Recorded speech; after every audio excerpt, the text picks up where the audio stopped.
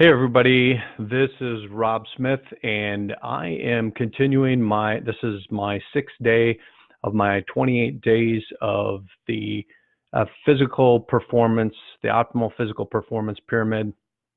And yesterday we were talking about scientific spot reduction and scientific spot reduction based on functional endocrinology. So what people need to understand is where you store your body fat is receptor mediated. And what that means is based on where you're storing your fat, there's a direct correlation between the functionality of a specific gland or organ. So we talked a little bit about cortisol, our stress hormone. We talked a little bit about thyroid and our androgenic hormones, testosterone and DHEA. So today what I want to talk about is around your shoulder blade area. That really determines your genetic predisposition to carbohydrate tolerance. And so yesterday I talked a little bit about genetics load the gun, but lifestyle really pulls the trigger. So our genetics are genetics. There's nothing we can do with those things, but the variables we certainly can control, and that's our nutrition and lifestyle.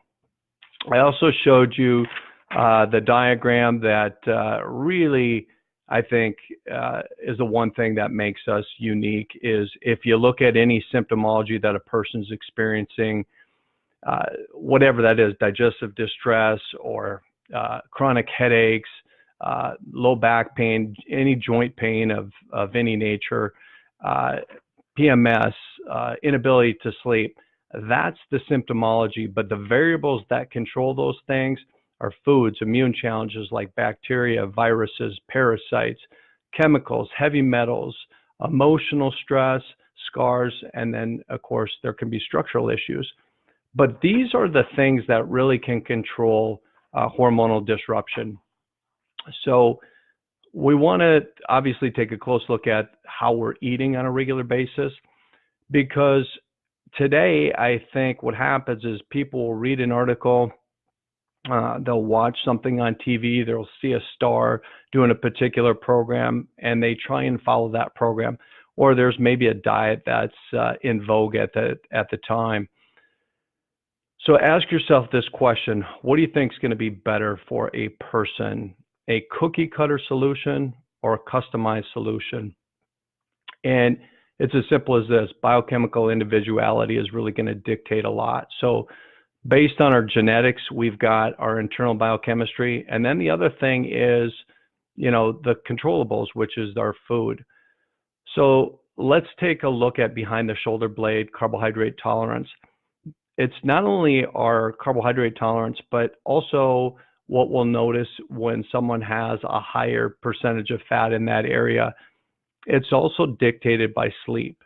And one of the things we find is people come into our facility all the time and really, really struggle with sleep, whether they're not getting to bed on time or, they just have disrupted sleep patterns throughout the night. I'm going to talk a little bit more about sleep tomorrow, but so this is just another issue with a higher degree of body fat in that shoulder blade area. But the number one thing I want to really express about that area is that is your carbohydrate, your genetic predisposition to carbohydrate tolerance. Now, the other carb area is the area that nobody loves, and that's love handles.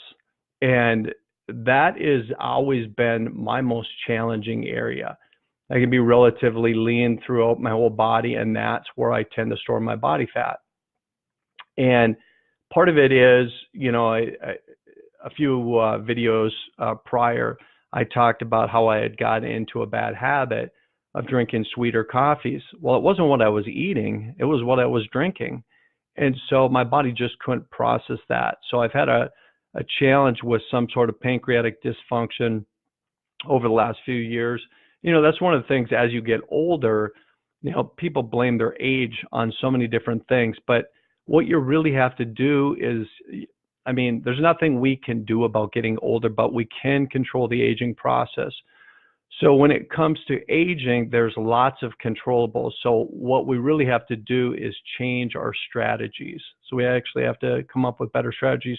So I can't consume the amount of carbohydrates or the type of carbohydrates that I used to be able to and get away with it.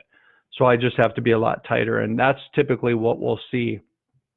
So people that tend to store more body fat around the midsection, that's too much circulating insulin. So a couple of strategies, what we have to do is to mitigate that surge of insulin is focus on more lean protein, good moderate fats, and then really cut down on our high glycemic carbohydrates, things like pasta and breads and rice. We find a lot of people have a number of sensitivities to those type of foods. But another thing is just share a quick story with you. We had a client who was dating a guy that grew up in the Bahamas. And this guy had never drank alcohol. He had worked out pretty religiously all of his life. He was very lean. And he was eating 4, 5, even 6 pieces of fruit, or 6 servings of fruit a day. And he was trying to make these smoothies for her, and her body fat was going up and up and up. And one of the things you have to understand is that fruit sugar, that fructose, you get to a certain point sometimes, or maybe you have a genetic predisposition to not being able to tolerate that load. That particular person might be able to get away with 1 or 2 servings of fruit, but certainly not 4 or 5 or 6.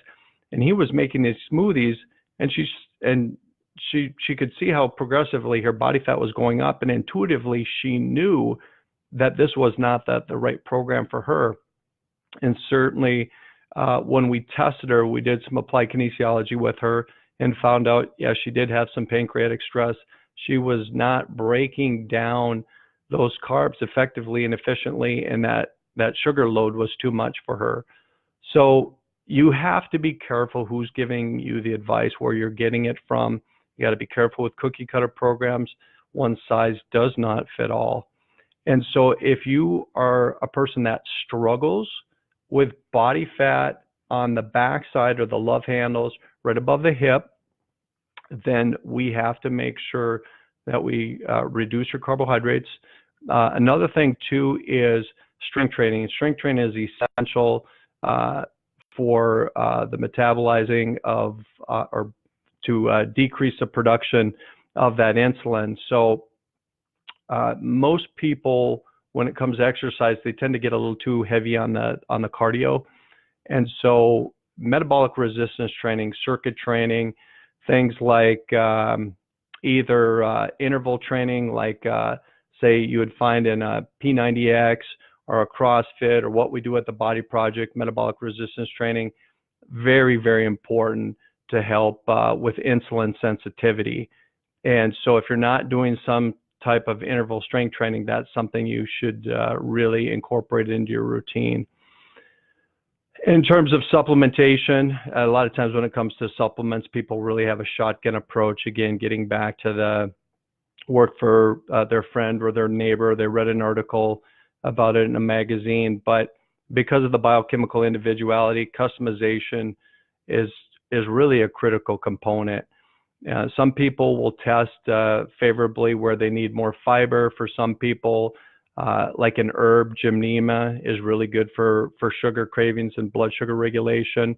The trace element, or the microtrace element, chromium, is very good for glucose metabolism, helping to stabilize the blood sugar. So make sure you are creating a strategy that works for you, and don't worry about what other people are doing, because your body is very unique and you have to treat it as such. So tomorrow I'm going to get into a little bit more of why we store our body fat and what the hormone that's involved in body fat storage in the thighs, in the back of the thighs, the hamstrings, in the glutes. And then I'm going to talk a little bit more about the hormone, growth hormone. And then we're also going to talk a little bit more about sleep tomorrow. So hopefully you pick something up. I do go through a lot of the scientific spot reduction using the principles of functional endocrinology in my book, Second Opinion. It's in the 3rd chapter. So if you've got the book, you can dig into that a little bit more. If you don't have someone who can test you and really customize a program, find someone who can test you, particularly with a methodology like applied kinesiology, and you can really zero in on what's best for you. So if you got some good information, if you've got maybe a friend or a family member who could benefit from the information, please share the video, like the video if you felt you got some value today, and make sure you continue to follow me as I go through this series over the next 28 days to optimize your physiological performance. So until I see you tomorrow, have a good one. Bye-bye.